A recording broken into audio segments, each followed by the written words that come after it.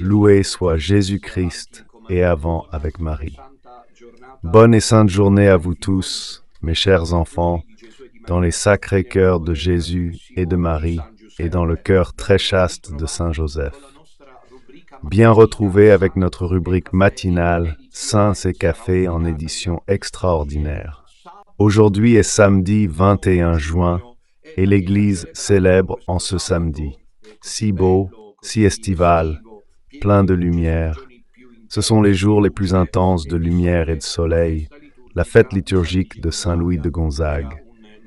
C'était un novice jésuite qui, en peu de temps, mourra à l'âge de 23 ans et deviendra saint. La liturgie aujourd'hui dit deux choses, je dirais assez bouleversantes, qui devraient nous faire réfléchir. La première est qu'il reçut immédiatement le baptême et le martyrologe dit, affirmant ainsi qu'il était déjà plus digne du ciel que de la terre. Et ensuite qu'il conservera la grâce baptismale toute sa vie. Vous vous rendez compte, mes chers, de quoi ça signifie-t-il? Nous qui, au contraire, ne l'avons pas conservé. Non. La grâce baptismale, c'est-à-dire qu'avec le baptême, nous sommes libérés du péché originel. Nous sommes tabula rasa dans le beau sens du terme, c'est-à-dire que nous sommes en état de grâce. Nous avons la grâce sanctifiante sous forme pure et non contaminée par les péchés mortels ou par l'ensemble des péchés véniels. Et ce fut Saint Louis Monza. Je ne sais pas combien de saints peuvent estimer avoir conservé la grâce baptismale. Eh bien, je ne crois pas énormément. Et certes, il est mort, jeune. Aussi parce que, comme le disait l'Évangile d'aujourd'hui dans la messe, au cours de laquelle j'ai prié pour vous tous, tu aimeras Dieu de tout ton cœur et ton prochain comme toi-même. Lui, Saint Louis Monza, il s'occupait des pestiférés, et à l'une de ces occasions, il contracta la peste, et peu après, il mourra. Et je disais, nous ne savons pas combien de saints ont eu la grâce de conserver la grâce baptismale. Une chose, si vous y pensez, remarquable. Saint Louis de Gonzague conservera cette grâce baptismale, et le martyrologe ajoute qu'il vivait sur terre comme un ange. Il était comme un homme sans chair, peut-être en exagérant un peu le martyrologe. Mais de toute façon, ce n'est pas une exagération, parce que l'air conditionné fait ses effets. Et je disais que ce n'est pas un excès, parce qu'effectivement, après sa mort, Saint Louis de Gonzague apparaîtra peu de temps après à Sainte Marie-Madeleine de Pazzi, une sœur carmélite mystique plus ou moins contemporaine de Saint Louis de Gonzague, et elle le verra vraiment comme un ange. Qui sait combien de jeunes, d'adolescents, de garçons qui meurent parfois inopinément. Le Seigneur appelle au ciel pour faire partie de je ne sais quelle cohorte. J'ai pensé aujourd'hui à tous les enfants qui meurent en bas âge, mais mon cœur, comme je le pense et l'espère, le vôtre aussi, va en ce moment à la situation internationale extrêmement dramatique. Extrêmement dramatique. En réalité, outre le front de guerre ukraino-russe, maintenant c'est tout le Moyen-Orient. En flammes. Nous avons la Syrie, où le régime collaborationniste du gouvernement djihadiste continue de persécuter les minorités ethniques, y compris la minorité chrétienne, qui n'était pas vraiment une minorité, mais est en train de le devenir. Et puis nous avons surtout cette guerre, qui est une véritable guerre, entre l'Iran d'un côté et Israël de l'autre.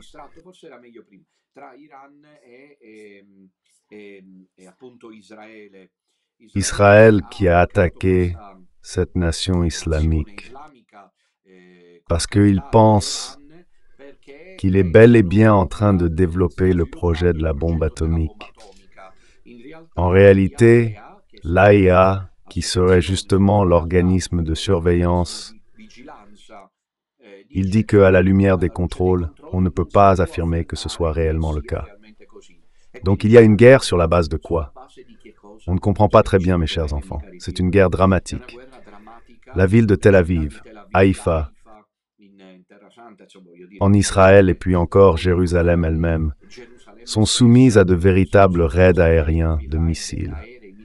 La contre-offensive iranienne apparemment est en train de fonctionner Et donc nous sommes dans une situation internationale plus ou moins explosive. Ne sous-estimons pas cela. Au lieu de cela, avec le chapelet à la main, nous prions la Reine de la Paix, nous prions le cœur immaculé de Marie pour la paix. Ou de toute façon, nous prions pour que nous restions vigilants dans la foi, sachant que ce monde cède la place. Puis à l'échaton, à la condition finale. Aujourd'hui, Saint Louis de Gonzague nous rappelle que nous sommes faits pour le ciel, que nous sommes en chemin vers le paradis, même si nous devons vivre sur la terre. Et nous ne devons pas mépriser les choses de la terre. Car quand on dit que nous avons vaincu le monde, on vainc le monde. Le monde n'est pas la création de Dieu. Comme avec quelques malentendus volontaires, l'idéologie antichrétienne a voulu faire croire comme si nous, chrétiens, méprisions la vie. Mais rien de plus. Faux. Un de mes modèles est Jean-Paul II. Ce matin, je regardais quand il est allé en 87 au Chili. Mon Dieu, quelle vigueur, quelle puissance athlétique. Et celui-ci ne dormait pas. Il dormait 2 heures s'il y arrivait. Mais il était toujours là, présent, lucide. Je le dis avec tout le respect, Benoît XVI n'était pas à la hauteur de ce style de vie. Il n'avait pas la robustesse physique, mais par contre, la finesse intellectuelle. Oui, même. En cela, ils se sont compensés. Jean-Paul II et Benoît XVI. Mais voir Jean-Paul II plein de vie, parce que le Christ ne méprise pas la vie, ce n'est pas que Saint Louis de Gonzague sentait la mort parce qu'il renonçait au monde. Je ne sais pas comment dire. Il n'était pas un cadavre ambulant. Saint Louis de Gonzague. Attention à un malentendu très dangereux. Ce n'est pas que le croyant chrétien qui aspire au paradis et cherche le ciel, pas même jusqu'au dernier instant, méprisera le monde. Entendu comme création. Ah! Même au dernier instant de la vie, le véritable amoureux de Dieu ne méprisera pas ce qui est son œuvre. C'est clair, le monde est marqué par le péché, et malheureusement, c'est ainsi. Tu fais une promenade en montagne parce que tu veux profiter du panorama de la beauté de Dieu, et tu trouves l'alpiniste qui s'est blessé et qui blasphème. Tu vas à la mer parce que tu aimes t'immerger avec une nage libératrice dans les eaux cristallines lumineuses de l'été, et tu la trouves nue. Alors le tel alpiniste qui blasphème et la quinquagénaire, vous savez, avec les fesses découvertes, sont l'expression, celle du monde marqué par le péché. Je ne sais pas si vous me comprenez et si vous partagez, si cela n'existait pas, malheureusement, cela existe, l'alpiniste blasphème, et la femme de 50 ans qui provoque à la mer, tout serait beaucoup plus beau. Parce que les sommets des monts et la profondeur des eaux de la mer estivale parlent par analogie, comme le dit aussi la Sainte Écriture, de la beauté de Dieu. Donc Saint Louis de Gonzague nous rappelle que nous sommes faits pour le ciel, mais précisément non pas parce que marqués par la mort, mais parce qu'assoiffés de vie. Le paradis est pour qui est assoiffé de vie, d'amour. Je veux me sentir l'un de ceux-là, et j'espère que cela se verra. Je veux et je continue d'être en fait, avec le temps, je me rends compte que j'ai de plus en plus faim d'amour. Je veux l'amour, je désire l'amour. Je veux la vie, je désire la vie. Je veux la lumière, je désire la lumière. Malheureusement, le monde est marqué par la volonté de nous, êtres humains, que Dieu nous a créés comme le chef-d'œuvre de la création, nous laissant libres, et nous sommes devenus des ogres pour nous-mêmes. Regardez ce qui se passe à Rome, et regardez comment tous protègent Prévost en le faisant passer pour un pape saint. C'est le mensonge, l'hypocrisie, la fausseté et la corruption. C'est l'homme qui fait cela. C'est l'homme, pas même les animaux. La méchanceté n'existe pas chez les animaux. Bien sûr, si vous allez au zoo et que vous rencontrez un lion libre, il est clair que celui-ci vous dévorera, mais il ne le fait pas par méchanceté, il le fait par instinct. En revanche, nous, êtres humains, sommes devenus mauvais avec le péché originel, méchants, pleins de haine. Et puis cette haine diffuse, ce manque d'amour, cette pourriture dans le péché, mène à la tristesse, à la dépression. On se tourne vers Satan, les magiciens, la magie noire, les sortilèges, les maléfices, les malédictions. Vous rendez-vous compte que c'est l'homme lettre noire de la planète? Voulons-nous le dire ou non? une bonne fois pour toutes. C'est l'homme, l'être noir de la planète. La planète, s'il n'y avait pas l'homme, la planète serait un chef-d'œuvre. Il serait resté l'Éden. C'est un discours très important, celui de ce matin, m'est venu, ainsi en pensant à Saint Louis de Gonzague, pour une interprétation de type théologique. Parce qu'ici, il y a le risque du manichéisme, c'est-à-dire d'une part un Saint Louis de Gonzague qui, comme il est angélique, et comme il est fait pour le ciel, il pourrait être fait passer pour quelqu'un qui méprisait la vie. Les joies de la vie. Je ne sais pas, comme il dit, les belles choses de la création. Nous sommes encore en... Voilà, bon, un peu de patience. Et l'autre, nous sommes connectés avec ceux du et l'autre. Donc le manichéisme est dur. Et quand tu es au niveau des passages, tu dois interrompre. De toute façon, nous nous contentons, nous devons changer, mais évidemment parce que la ligne est perturbée, mais peut-être que je vais mettre plus en avant. Moi,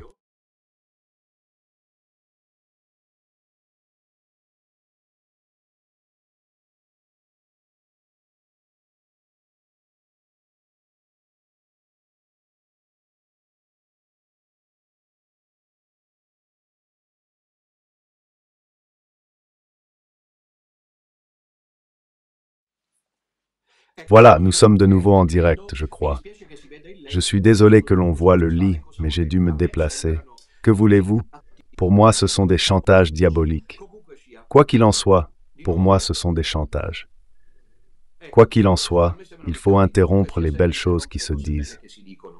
Je disais donc que Saint Louis Monza, patron de la jeunesse, patron des clercs, des jeunes, saints de la pureté, de la chasteté, nous devons faire attention à l'interprétation manichéenne, c'est-à-dire d'une part, l'idée qu'il méprisait la vie, qu'il n'aimait pas la vie, une sorte de dépressif renfrogné, de saint avec le crâne et l'odeur de mort. Et cela ne va pas. Et d'autre part non plus cependant, l'idée d'un saint léger qui se désintéresse de la vie, etc. Les saints étaient amoureux de la vie, amoureux de la lumière, de la joie, de la beauté aussi. Il n'existe pas un saint qui soit anti-esthétique, indifférent à la beauté. C'est certain, mes chers. Et s'il y en avait qui n'ont aucun intérêt pour les beautés du créé, à la beauté du monde, comme Dieu l'a créé, et veulent se faire saints, qu'ils s'interrogent. Car il n'y a rien de plus émouvant.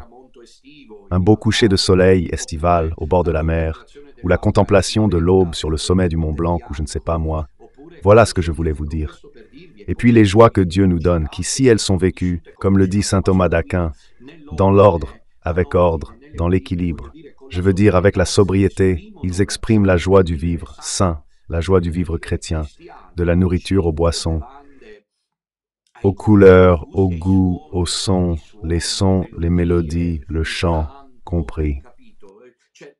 Cela pourrait être appliqué à la liturgie. Mais quelle sorte de liturgie font certains prêtres éteints, métalliques, qui confondent la sobriété avec la beauté totale? C'est un discours très important que Saint Louis de Gonzague nous offre en marge d'un point de vue théologique. Le chrétien aime la vie, et même s'il sait qu'il marche vers le ciel jusqu'au dernier instant, qu'il n'a pas encore expiré, il aime la vie comme Saint Jean Bosco, l'un de mes préférés. Il meurt quand on lui demande, Don Bosco, voulez-vous dire un mot à vos jeunes? Il sourit, il meurt, en souriant, en disant, dites à mes jeunes et à mes enfants que je les attends tous au paradis, que c'est beau ça, non? Voilà bien, nous l'invoquons Saint Louis de Monza pour nos adolescents. Et ici, on pourrait ouvrir tout un sujet, un autre chapitre que naturellement je n'ai pas le temps d'approfondir maintenant. Alors aujourd'hui, c'est samedi, donc le 21 juin, officiellement l'été commence. Merci, bienvenue l'été. Je le dis, moi qui suis estival même au mois de février, je suis estival.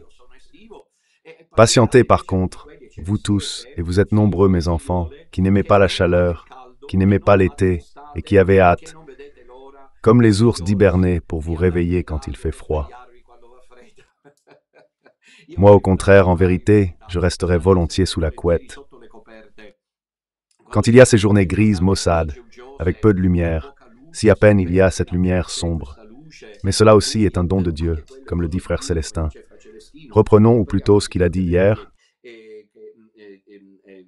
C'est tout un don de Dieu, y compris les journées sombres, froides, grises, pluvieuses. Mais aujourd'hui commence l'été.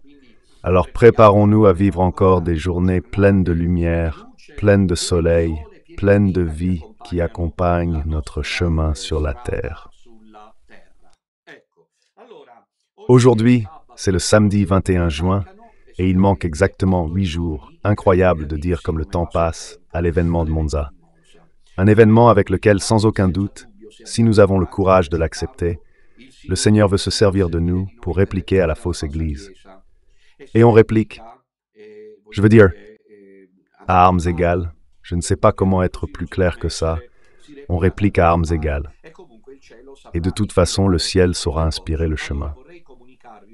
Alors je voudrais vous communiquer une chose très importante qui m'a été demandée par quelques personnes, et c'est que nous allons avancer la messe dans le programme. Là-bas à Monza, à l'Opiquad Arena, où nous nous retrouverons à 14 heures précises avec la fraternité sacerdotale Marie.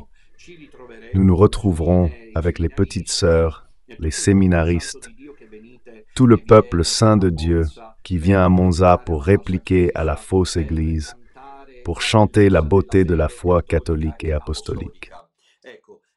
Il n'y a pas besoin de paiement, on entre gratuitement et surtout il n'y a pas besoin de réserver. Les autocars sont presque tous pleins. Dans certaines régions comme le Frioul, la Vénétie julienne et l'Émilie-Romagne, il y a 2 autocars et ceux-là aussi se sont remplis. Et puis, naturellement, tous les autres viendront avec leurs propres moyens. Je voudrais exprimer, presque en inclinant la tête, ma gratitude personnelle à tous ces fidèles du petit reste qui viennent de Rome et plus au sud à Monza. Et donc je veux citer, en commençant par les Romains, mes chers fidèles, capitoliens, vous pouvez faire la différence.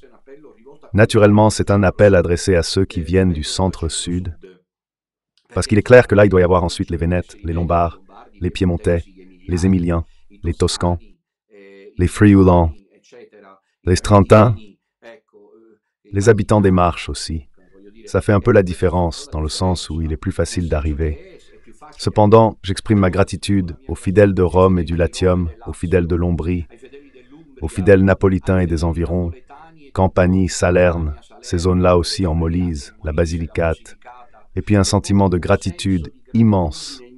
Je l'exprime dès à présent à ces fidèles qui se sont organisés à l'avance pour venir de ces régions suivantes, Sardaigne, Calabre, Pouille et Sicile, sans manquer de respect aux autres, naturellement. Sans manquer de respect aux autres. Je dis, ma gratitude personnelle. Ce matin, à une semaine de l'événement de Monza, va aux fidèles de Sardaigne, Calabre, Pouille et Sicile qui sont en train de s'organiser. On sait depuis toujours que le Sud est économiquement plus mal loti que le Nord.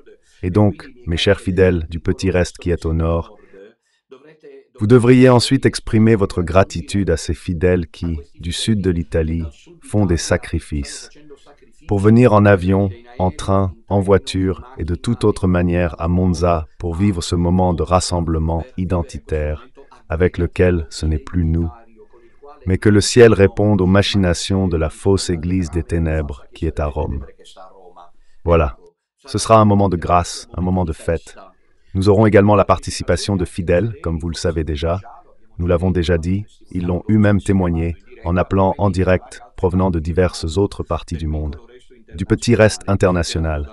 Ils viendront d'Australie, ils viendront du Canada, des États-Unis d'Amérique, d'Espagne, d'Allemagne, de Roumanie, de Suisse, d'Autriche, et il me semble, oui, également d'Angleterre, de la Belgique. La plupart d'entre eux sont tous italo-italiens ou italo-étrangers, liés à la patrie où ils vivent.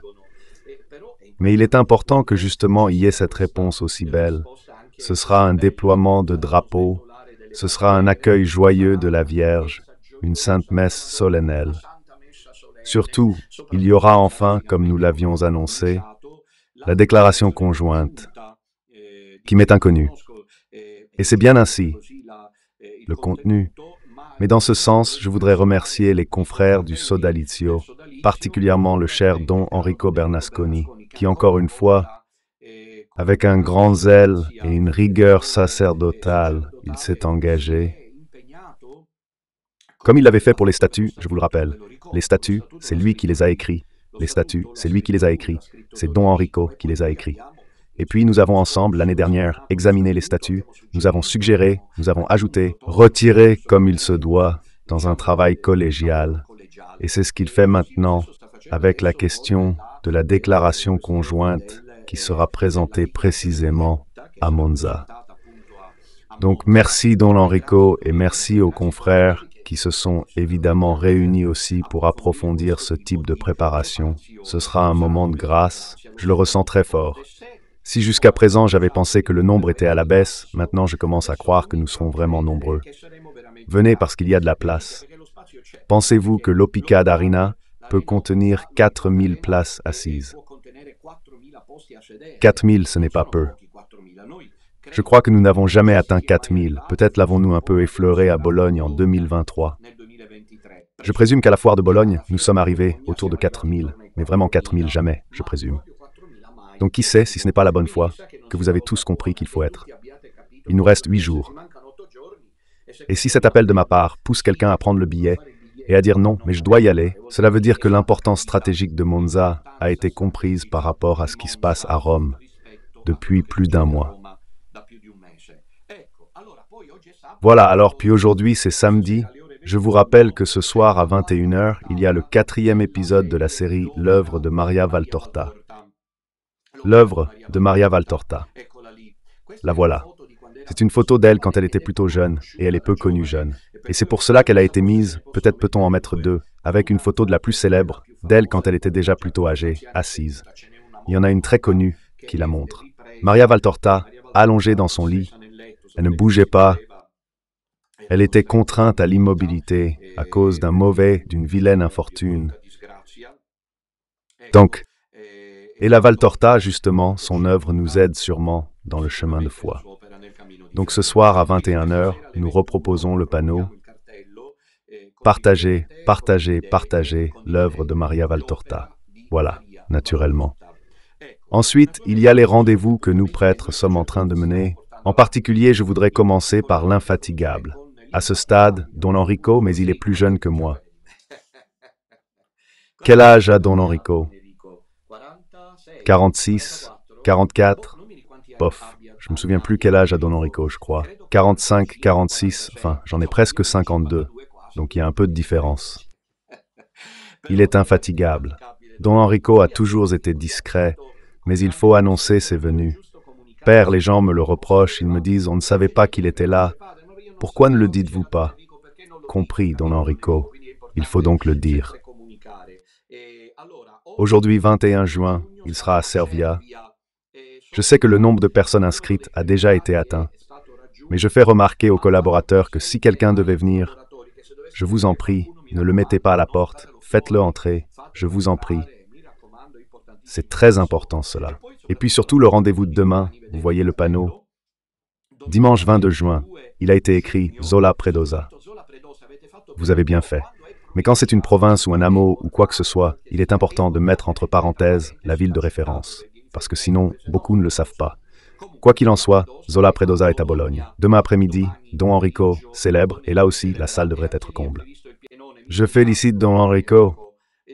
Lundi, le 23 juin, Don Enrico se trouvera à Plaisance, mais dans une habitation privée. Et ensuite, du 24 au 27 juin, pour les fêtes et les solennités de Saint Jean-Baptiste et du Sacré-Cœur de Don Enrico. Avec la joie de nous tous, surtout des sœurs de la voix, les 4 petites sœurs qui sont là, qui l'attendent, qui sont là à la maison. Bethany, Don Enrico se trouvera justement à Savigliano. C'est le programme de Don Enrico, de Don Ramon. Il n'y a justement pas de déplacement jusqu'à l'événement de Monza.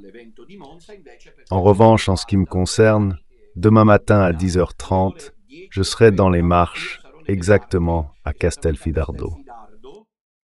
Au Classe Hôtel de Castelfidardo, Sainte Messe à 10h30, précédée du rosaire à 10h. Courage, fidèles du petit reste des marches.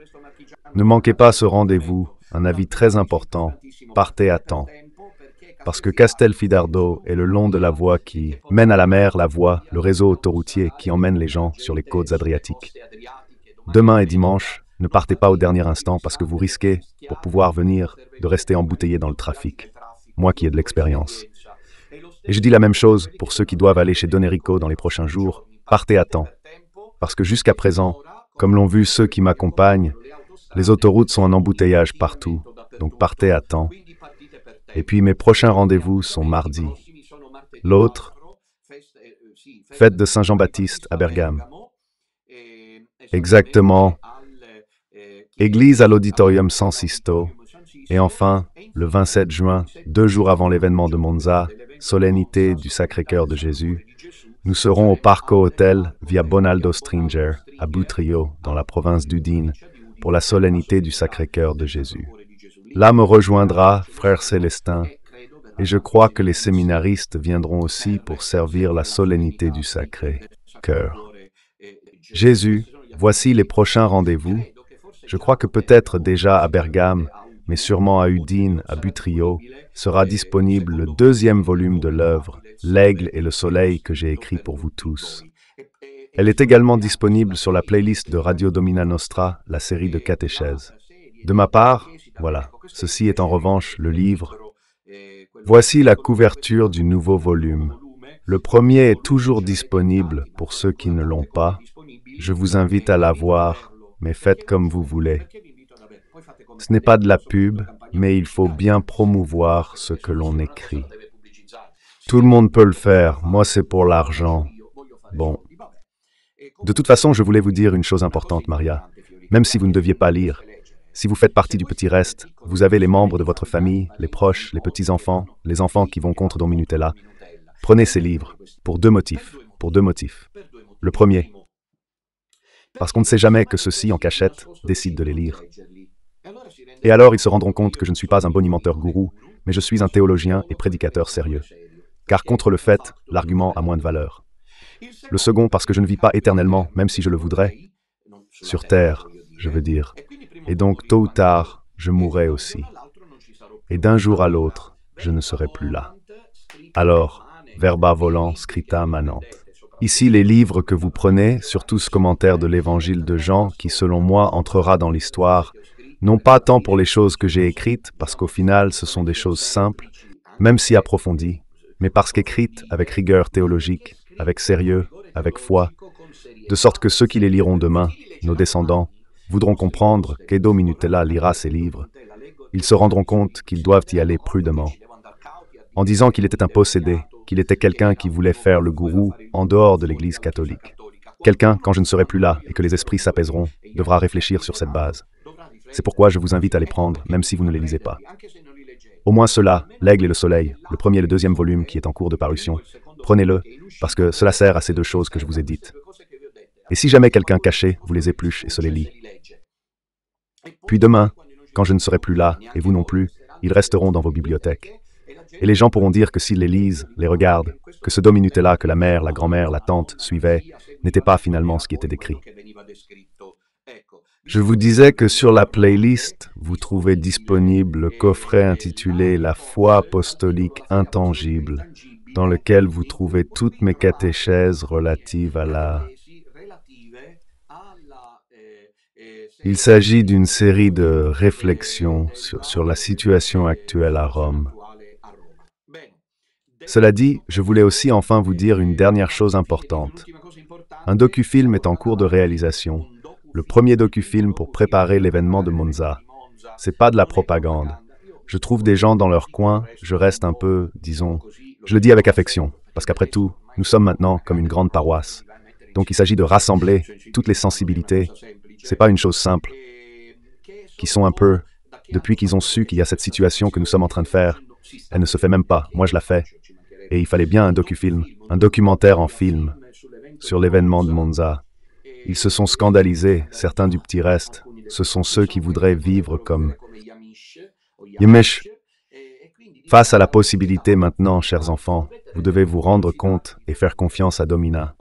Chaque situation est bonne, comme le faisait Jean-Paul II pour évangéliser. Ici, nous devons faire du bruit, nous devons nous faire entendre. Ils doivent voir que nous sommes là. Chaque initiative est bénie.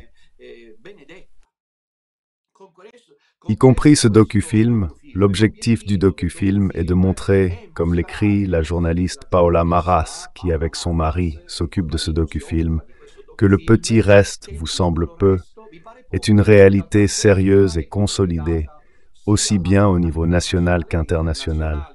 Chaque région devrait être représentée, ainsi que le petit reste de l'étranger. Les vidéos doivent être personnelles et tournées avec le smartphone à l'horizontale, mais participez à cette initiative. Parce que vous verrez qu'ensuite, en le projetant, il obtiendra de grands succès. Et vous verrez que beaucoup de gens qui sont perplexes à cause de la campagne publicitaire mensongère et diabolique, démoniaque contre Domina Minutla et le petit reste, probablement, ils pourraient se faire une idée différente. Une dernière chose, ceux qui viennent à la rencontre de Monza doivent accepter de souscrire à cette chose, qu'à l'entrée, il sera indiqué que l'événement est public et qu'il peut donc y avoir des prises de vue qui vous filment. Que personne ne fasse le malin parmi les ennemis misérables et vauriens. Ne faites pas les malins avec nous. Vous venez ici et portez plainte parce qu'on vous a filmé. La salle sera pleine. Je remercie la chère journaliste, Maria, qui l'a suggéré, parce que cela m'avait échappé. La salle sera remplie de cette indication, donc tous ceux qui entrent, sachez qu'il y a des prises de vue. Parce que le scélérat ennemi peut venir qui fait semblant d'être du petit reste. Il est filmé et ensuite il porte plainte et fait tout fermer.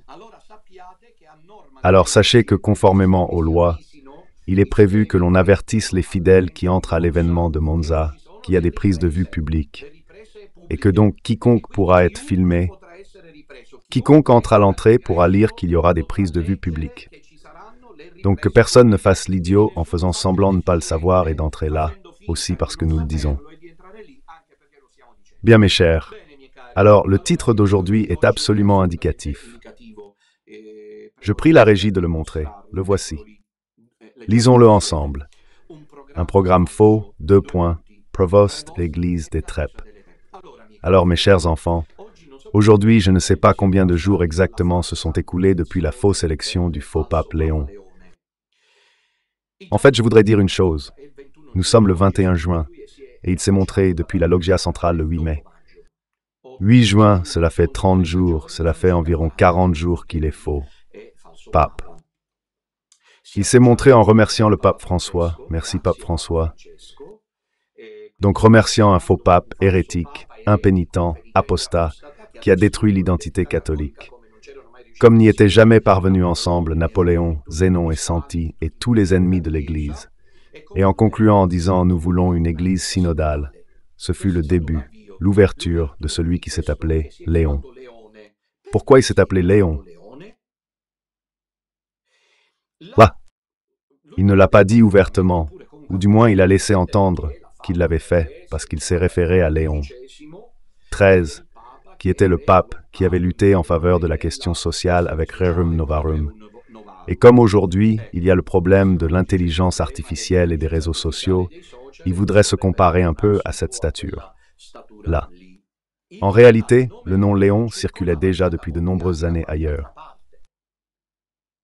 Excusez ma franchise, vous me connaissez, soyez patient avec moi, car le petit reste a diverses sensibilités.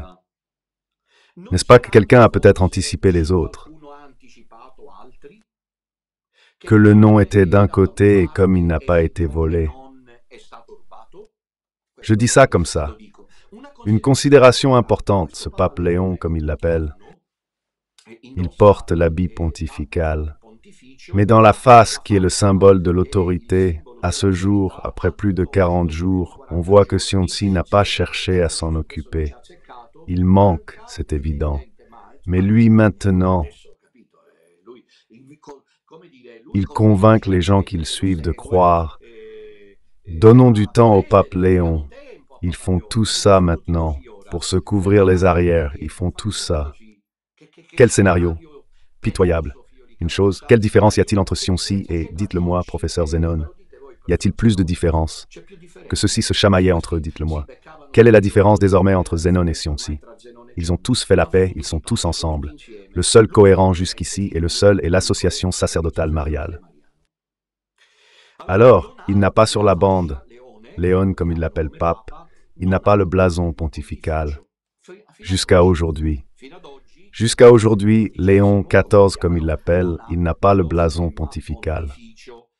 Nous ne montrons pas ces images d'archives, mais les récentes le prouvent. Ce pape fait de tout. Son rythme à 69 ans est incroyable. D'ailleurs, il s'appelle Léon et il est né le lendemain du jour où je suis né.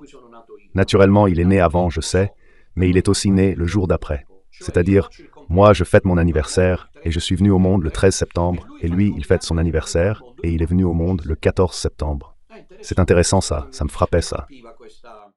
Ne serait-ce pas que Dieu, non pas Don Minutella, a établi l'antagonisme final? Et le petit reste, ne serait-ce pas qu'il ne veut toujours pas le comprendre? Ne serait-ce pas qu'il y a vraiment cet antagonisme pour lequel Domina ferait bien? Volontiers il fuirait? C'est David contre Goliath, quand même. Lui, il a les chiffres, et moi, je ne les ai pas. Il est le pape, disent-ils, et moi, je ne le suis pas, disent-ils. Lui commande, et moi, non. Compris, lui s'habille en blanc, et moi, non. Il a été élu, et moi, que dois-je être? Il ne voulait pas être pape. Par contre, les ennemis, que disent-ils? Il a hâte d'être le pape en parlant pour moi. Mais au-delà des bavardages qui existent entre les Bergoliens et le petit reste, Dieu se fiche des bavardages de tout le monde.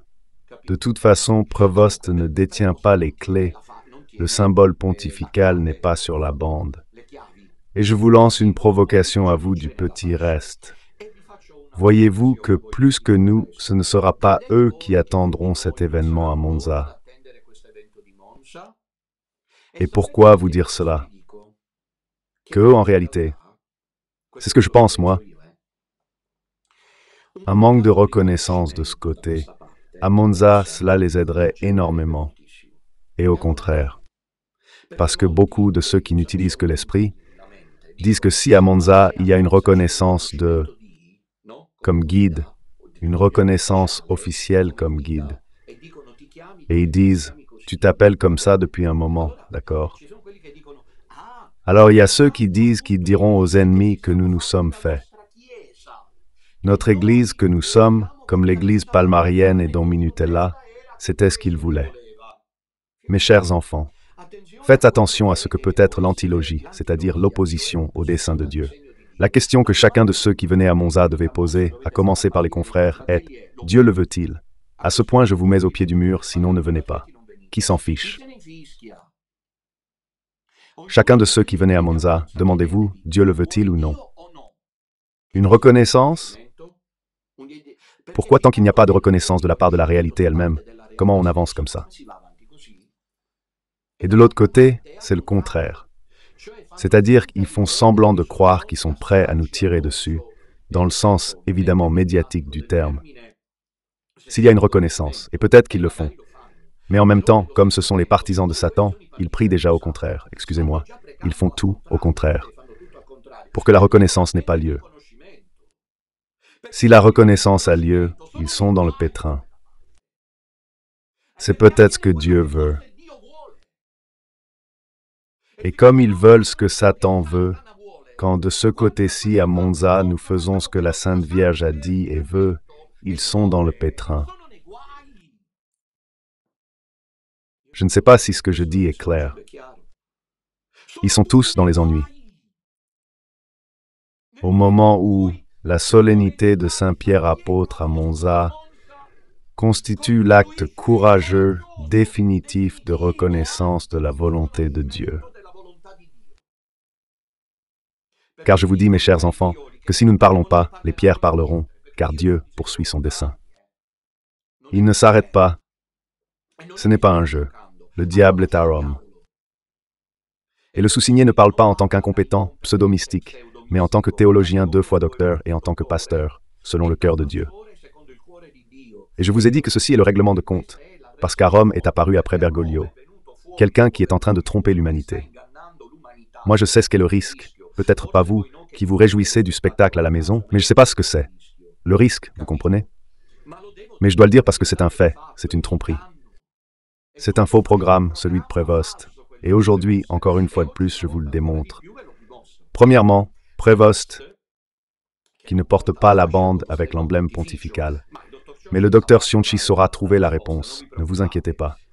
Peut-être qu'ensuite, Zénon l'invite et dit « En avant avec Gaetano » et « En avant avec Arena » et « En avant avec Arena ».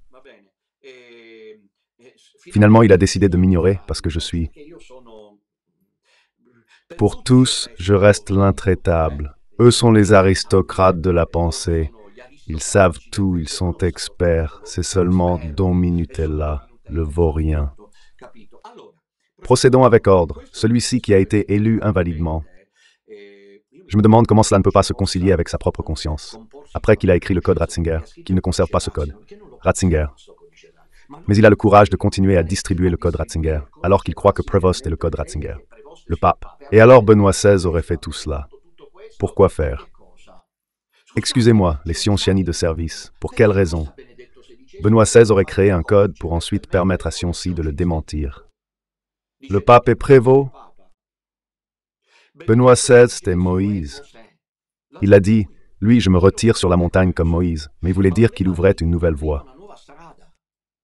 Où le pontificat, le munus, les clés ne seraient plus. Il l'a bien dit, si j'en fais une raison. Il l'a bien dit. Nous n'allons pas par des voies mystérieuses. Le pape l'a bien dit. Le dernier pape l'a dit.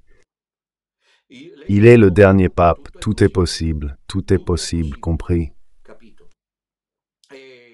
Alors, mes Prévost, où est la tromperie? La tromperie réside en ceci qu'il fait croire. Il est un produit de Bergoglio, il était dans l'entourage, il vient de l'atelier de Prévost, celui de notre mouvance, et sa propre production, made in Bergoglio. Compris? Made dans l'atelier des nôtres. Que personne ne se fasse d'illusions. Il a certainement été vu ces jours-ci. Des vidéos dans lesquelles il a reçu des doctorats honoris causa un peu partout dans le monde. Il a été mis en valeur. Évidemment, la franc-maçonnerie a travaillé lentement, sans hâte, la franc-maçonnerie ecclésiastique pour préparer le successeur de Bergoglio. Et qu'il y ait un pendant, ce n'est pas que je l'invente. Dommage que du côté de Fed Cultura, la nouvelle boussole quotidienne et le code Ratzinger. Ils ne s'en rendent pas compte. Ils ne s'en rendent pas compte quand, en ces 40 jours environ, Prévost est de poids, mis à mal effectivement, non seulement symboliquement, par Bergoglio. Merci. Le pape François ne cesse de le dire. Il y est allé 2 fois, c'est un record. Aucun pape n'avait jamais fait cela avec son propre prédécesseur. 2 fois, il est allé sur la tombe de Bergoglio et s'est agenouillé. Et puis, il a prononcé des phrases aux limites de l'invraisemblable. Pour qui sait qui était Bergoglio? C'est un scandale. C'est un scandale. Quand il dit « nous étions comme des brebis sans berger », quand Bergoglio est mort, pape François, c'est un scandale. Quand il dit que le pape François nous bénit du ciel, vous devez écouter ce que dit Monseigneur Schneider pour comprendre que ceux-ci sont tous de mèche. La même marmite, Monseigneur Schneider, a été capable de dire que le pape voulait dire qu'il est au purgatoire, pas au paradis. Parce qu'alors, cela a été révélé à Monseigneur Schneider. Ou bien comme il veut jouer d'astuce, alors au paradis, il ne peut pas être tout de suite, parce qu'enfin, comment fait-il? Et alors il est au purgatoire. C'est Monseigneur Schneider qui le dit, compris? Donc courage, vous tous qui êtes pourris, pécheurs, misérables, maudits et vous profitez de la vie en blasphémant Dieu, vous vous sauverez. Si Bergoglio s'est sauvé, c'est le pape Léon qui le dit, et un oncle Schneider le lui confirme. Le comprenez-vous à quel niveau est Rome? Le comprenez-vous qu'à Rome il y a le diable? Parce qu'il y a mensonge, il y a fausseté, il y a corruption, il y a perversion morale. Faites-moi confiance. Rome est noire comme la coupole de Saint-Pierre. Allez la voir. Rome est noire comme la coupole de Saint-Pierre. Et donc ce Prévost qui devrait être le pape de la rupture, parce que c'est un marketing maçonnique qui doit servir à faire croire qu'il y a une rupture avec Bergoglio, parce que le trône a déjà été occupé, et maintenant, il faut seulement le garder. Pour finir l'œuvre. C'est pour cela qu'ils ont élu quelqu'un de 69 ans qui peut vivre, si Dieu le veut, une vingtaine d'années.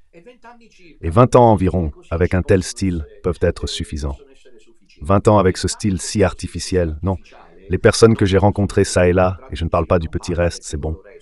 Je demande, il y a ceux qui peuvent me témoigner. Au restaurant, à la pizzeria ou dans la rue, si je demande ce qu'on pense de ce pape, la plupart répondent « il ne me plaît pas ».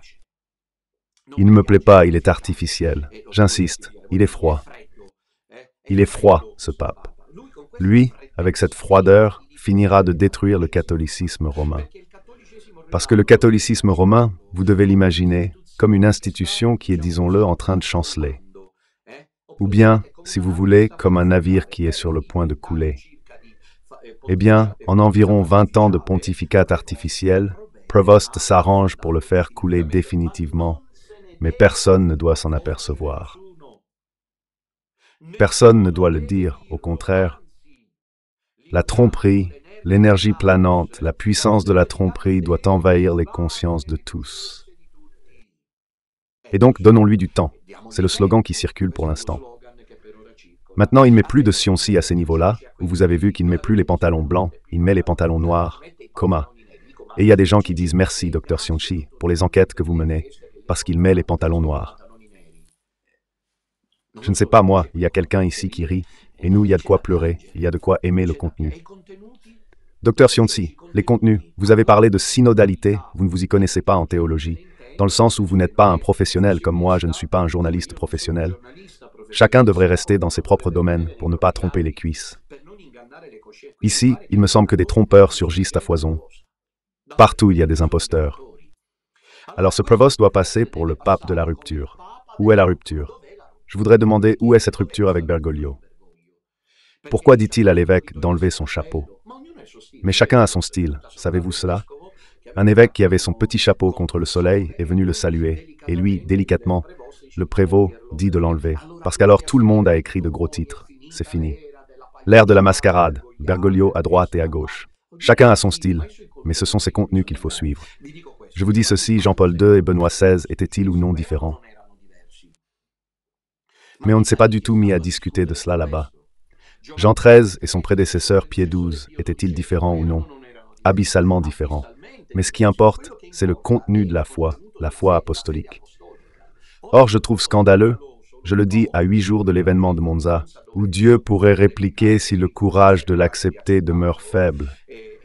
Et peut-être est-il enfin temps d'avoir le courage de le faire, sans tergiverser avec des peurs qui ne sont qu'humaines. Je vous dis à 40 jours de distance qu'il est scandaleux qu'il puisse y avoir quelqu'un qu'il considère comme le pape de la rupture qui en 40 jours n'a pas prononcé une seule syllabe concernant la situation d'apostasie et d'hérésie avérée qui existe dans l'Église de Rome. C'est cela la supercherie. C'est le faux programme, mes chers enfants. La foi apostolique, on n'y touche pas. Que l'on discute encore. Si ce prévost était vraiment celui qu'ils décrivent, il n'aurait eu qu'à dire « Nuit et jour, on ne discute pas de l'ordination des femmes. On ne doit même pas en parler. Qu'il s'adresse à moi, que je m'en charge de le dire. Ne reparle-moi en discuter. Celui qui en discute est hors de l'Église catholique et excommunié. Et qu'a fait Provosti, Dr Sionci? Osez vous y intéresser. Il a fait 2 nominations. Si cela avait été Bergoglio, Sionci l'aurait fait. Puisqu'il lui est maintenant utile de faire croire aux siens qu'il mérite d'être maintenu dans l'illusion que Provosti est le pape. Ces choses-là, il ne les dit pas. Prevost a déjà fait 2 nominations épiscopales scandaleuses, à tel point que Strickland est intervenu, mais Sionci ne le sait probablement pas, que l'anonyme Scar le lui dise. Et donc voyons s'il s'informe ensuite et ne voit pas que j'ai raison. Strickland, l'évêque américain états-unien, est intervenu sur la dernière nomination prébostienne. Préosten, ces derniers jours, nous en avons parlé, a nommé évêque de Brisbane, un évêque australien, Brisbane en Australie, ouvertement favorable à l'ordination des femmes. Il est donc hérétique et apostat qui va contre la tradition apostolique, contre la foi apostolique qui ne se touche pas. Prevost l'a fait archevêque de Brisbane. D'ailleurs, il y a aussi cet archevêque, l'archevêque élu de Brisbane, avec la signature de Prevost. Il a participé au synode sur la synodalité, donc il connaît Prevost. Vous savez que c'était un de ceux qui, quand Le cardinal Ulrich a proposé d'éliminer le chapitre 1er de la lettre aux Romains. Ceci. McKinley, qui a été élu archevêque de Brisbane par Prevost, a dit que le cardinal Ulrich a dit que le cardinal McKinley a été élu archevêque de Brisbane par Prevost. Ulrich est un cardinal compétent et influent qu'il faut écouter. Celui-ci a été fait archevêque de Brisbane. Mais dites-le à Sionchi, un des collaborateurs, la docteure Barbieri. Comment s'appelle Barbieri? Ça me vient. Tampieri. Docteur Tampieri, dites-le à votre ami Sionchi qu'il est prévôt, que vous voyez comme possible. Le pape, en fait, est en train de faire cela, parce que, apparemment, nous ne sommes que nous à en parler. Ces misérables qui maintiennent les gens dans la tromperie, les gens qui veulent se faire tromper. Cependant, et Prevost lui-même, celui qui, il y a quelques semaines, a signé l'élection du nouvel évêque de Saint-Gall en Suisse, Monseigneur J.R. Grassley, qui est un fervent, lui aussi, partisan de l'ordination des femmes. S'il était pape, il devrait intervenir en disant non, il n'en est pas question. Parce que Jésus-Christ ne veut pas. C'est le jeu du caméléon, c'est la tromperie de Prevost, c'est le faux programme. Oui, je l'ai donné Jésus-Christ, qui ne l'a pas dit, apparemment, je ne sais pas s'il l'a dit. En tout cas, que la paix soit avec vous, l'étole, la mosette, et si on est là attentif à voir si les pantalons sont noirs ou rouges, si les bas sont troués, les chaussettes ont été de soie, achetées chez Gamarelli. Réalisez-vous jusqu'où tombent ceux qui ferment les yeux sur la vérité. Et en attendant Prevost, grâce à ceux comme Sionchi qui capitulent, grâce à ceux comme le monde, un acume. Et je l'ai dit depuis le début, quand Sionchi s'est éloigné de nous, j'ai dit que c'est une forme déviée d'un acumisme. Et en effet, c'est comme ça. C'est comme ça. Par ailleurs, Sionchi semble ne pas vouloir entrevoir la question canonique. Pour lui, elle n'existe plus, parce qu'il dit qu'il y avait des cardinaux de nomination pré-bergolienne qui auraient, imaginez un peu, comme Speyfi, seuls, accepté d'élire des prévôts avec les bergoliens et rendant ainsi les élections valides. Mais ici, nous sommes sur le terrain même de la... Bon, ce que je veux dire, c'est alors que nous revenons à Prevost, tandis qu'on fait croire. C'est ça la tromperie, qu'il est le pape modéré, qu'il est le pape aux propos mesurés, qu'il est le pape qui n'a pas les coups d'éclat, les coups de gueule de pape François, qui pourtant vénère. Pourquoi l'a-t-il choisi? Bergoglio, il l'a pris du Pérou, il l'a fait évêque et ensuite préfet des évêques, le rendant un des cardinaux les plus puissants du monde. Et il fait semblant que tout maintenant doit procéder calmement. Et c'est précisément l'anesthésie létale, non totale, mais létale, et l'anesthésie létale. Et ici, le faux programme. Maintenant, on joue avec l'anesthésie, la piqûre, faire croire que tout est en ordre, que tout est rentré dans l'ordre, comme quand l'alarme est levée. Puis l'alarme cesse et l'alarme rouge ne sonne plus. Voilà, ils ont fait cela. Mais en réalité, le navire coule. Ces deux nominations ont poussé, par exemple, Monseigneur Strickland à dire que c'est un choix lourd et dramatique, qui doit inviter tout le monde à ouvrir les yeux. Parce que s'il est choisi par le pape Léon de la Restauration, par le pape Léon de la Rupture, par le pape Léon, avec les pantalons noirs par le pape Léon qui nous enchante et nous séduit, par le pape Léon à qui nous devons donner du temps, par le pape Léon d'ici et par le pape Léon. De là le pendule de Prevost qui est en train d'hypnotiser le monde entier. Naturellement, il voit, tandis que tous, de Sionchi à Zénon, de Cascioli à tous les autres, eh bien, ils restent enchantés, espérons-le, inconsciemment. Parce que s'ils le restent consciemment, ils perdent leur âme. À Rome, ils savent qu'il reste un organisme qui ne plie pas. Vous direz, ce n'est pas vrai, parce qu'il y a l'Église palmarienne. L'Église palmarienne n'embête pas celle de Rome. Les témoins de Jean les apôtres des saintes, des Giosi des 2 derniers 7 jours, mais putain, les cas ici ne restent pas, les scientologues. Tout ceci ne casse pas les pieds. Et pourquoi donc ce répit? Parce qu'il y a une réalité qui est le talon d'Achille pour ce maçonnique sataniste. Et par conséquent, c'est contre cette réalité que ça se joue. Le nom Léon devrait tout dire. Vous voyez, la Bible parle et ils la connaissent. David a vaincu Goliath. Compris? Et nous, le petit reste, maintenant, plus que jamais, nous devons avoir cette conscience que ce n'est plus seulement le temps de la dénonciation et de la résistance outrancière. Maintenant, il faut serrer les rangs. Maintenant, il faut s'identifier en se moquant de ce que tous les autres disent, à moins qu'on ne le veuille. Mais la question est, quel est le dessein de Dieu? Quel est le dessein de Dieu pour le petit reste, pour Monza? Que veut Dieu à Monza? Nous irons là-bas juste pour dire, Provost, tu n'es pas le pape pour les prochains 20 ans. Ou bien, de l'autre côté, ils craignent quelque chose. Ensuite, si cela devait arriver, ils répliqueront,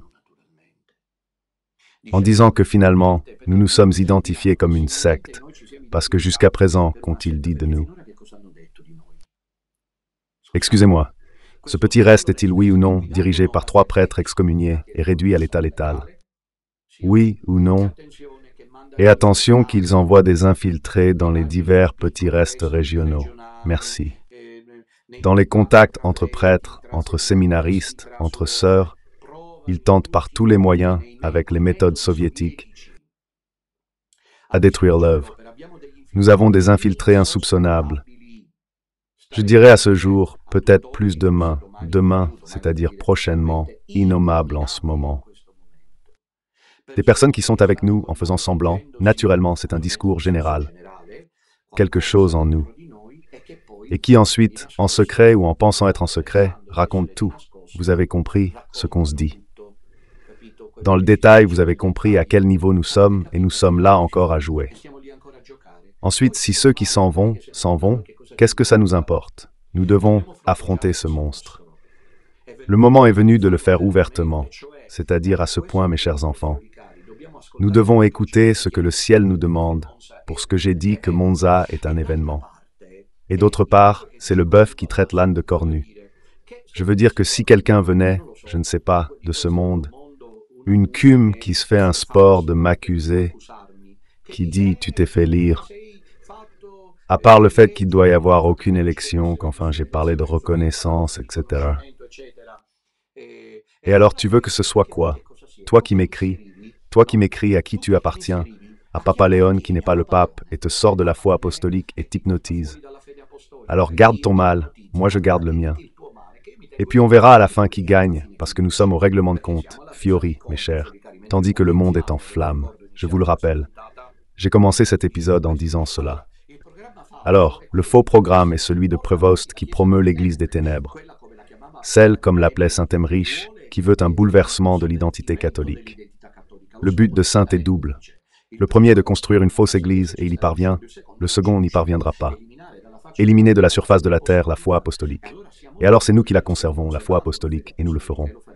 Usca de sanguinis et fusionem si nécessaire. Donc, ce qui est important, c'est que nous allons à Monza pour être précisément ceux qui crient la vérité apostolique. On n'y touche pas, parce que c'est la volonté du Christ. C'est la volonté fondatrice et normative de notre Seigneur Jésus-Christ. Je ne sais pas si j'ai réussi à bien l'expliquer, mais je crois que oui. Je vous rappelle tout d'abord qu'il y a ce premier docu-film auquel je vous invite à participer, qui est une chose intéressante que le couple de journalistes Sard est en train de développer. Le voilà, le lien, le message, l'affiche, tout cela vous aide, avanticomaria.it. Connectez-vous et apportez votre contribution qu'ils sauront ensuite comment l'organiser. C'est tout en ligne. Ceci est un excellent, précieux travail qui peut être réalisé pour faire comprendre que nous ne sommes pas une secte d'exaltés, mais nous sommes les catholiques qui ne se sont pas pliés à l'imposture d'aujourd'hui. Pendant ce temps, je vous rappelle que vous pouvez appeler au numéro de téléphone de Radio Domina Nostra pour ceci ou pour d'autres questions. Et aidez-nous, car en ce moment les dépenses sont énormes. Mais je me confie toujours à la divine providence, et jusqu'à présent, grâce à Dieu, rien n'a jamais manqué. Et donc, de ce point de vue, vous savez que l'œuvre a besoin de votre contribution, de votre soutien, et ça se trouve dans la description.